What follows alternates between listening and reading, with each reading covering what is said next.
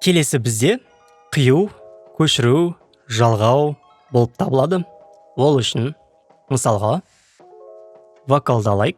Бұл айтымды керек емес жерлерін өшіру үшін оң жағынан басамыз. Мышканың сол жағымен ұстай отыра қозғалтуға болады.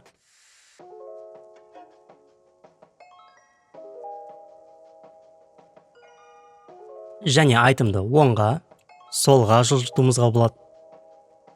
Қарап отырсаңыздар, біздің айтым тек сетка бойынша ғана жылжып отыр. Ал егер сетка бойынша жылжымау үшін біз Shift кнопкасын баса отыра мышканың сол жағымен жылжытамыз. Егер Shift кнопкасын жіберетін болсақ, яғни біздің айтым тек сетка бойынша қозғалатын болады. Айтымды қию, Alt және мышканың сол жақ батырмасы. Айтымды сетка бойынша қияды. Ctrl-Z кері қайтару және Ctrl-Shift-Z тағы да бастапқы қадамға қайтару. Сіз істеген өттеді. Қайтадан Ctrl-Z мен артқа қайтамыз. Мысалға, осы айтымның бір жерін қиып алып, басқа жерге жылжытуға болады. Немесе басқа жерге көшірейік. Ол үшін Ctrl және мышканың сол жақ бөліміндегі батырманы баса отыра көшіреміз қалағанынша. Бүкіл айтымды бірге белгілеу үшін екі нұсқа бар. Бірінші ол Ctrl-A басамыз, яғни барлығы белгіленді. Оны жылжытуға, орнынан қозғауға болады. Немесе мышканың оң жақ батырмасын баса отыра барлығын белгілеуге болады. Егер сізге тек қана кейбір айтымдар ғана керек болса, онда Ctrl-ды басып, сол айтымдардың үстіне басамыз. Керісінше, оны алып тастауға да болады. Ctrl-ды баса отыра. Ctrl-Z қатардан тұрған 3 айтымды белгілеңіз келсе, Ctrl-ды баспай-ақ, мышканың оң жақ бөлімімен ұстаймыз да 3 айтымды белгілейміз.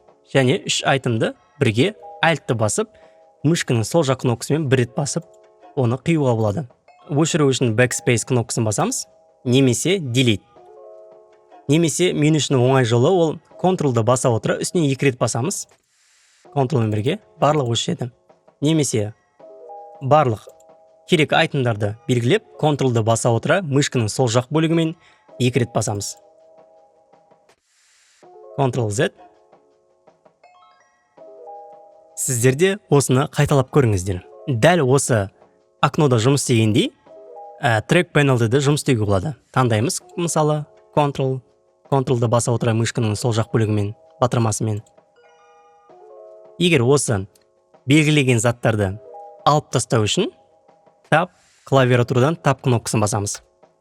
Дәл сол сияқты окнода белгілеген айтымдардың белгіленген нұсқасын өшіру үшін Tab-ты басамыз. Алдында менде бір рет тоқтаусыз 11 сағат запись болған болатын. Сол кезде кейбір тағы да 2-3 горячий клавиштарды енгізген болатын. Сіздерге көрсетіп өтейін. Яғни оның біріншісі, яғни запись. Алдында мен айтып өткендей, мен записті тек звездочкамен жасаймын деп айтқан болатынмын. Мысалға, звездочка. Әрбір запись барысында қаншама дорожка жаздық, бұлай апарып, қайта-қайта қолымда апара беру, ол өте қиын болды. Және мен өзіме ыңғайлы горячий клавиш жасап алдым, яғни клавиатурадан Z кнопкасы. Көріп отырғандарыңызда Z-ті бассаңыздар, автоматикалық түрде запись кетеді. Келесі екінші жасаған горячий клавишім ол X. Яғни мысалы мен мысалынан өшіру үшін тағы да Backface-ке барам, немесе Delete-ке барам, тағы да оң қолымды соза берем, көптеген қимылдар жасаймын. Ол болмау үшін, мысалы Z-ті бастым, қайта айтып кетіп қайтадан басын жазу керек болса, қасындағы X-ті басам. X-ті басқаннан кейін автоматикалық түрде өшіріледі. Z және X. Өте оңай.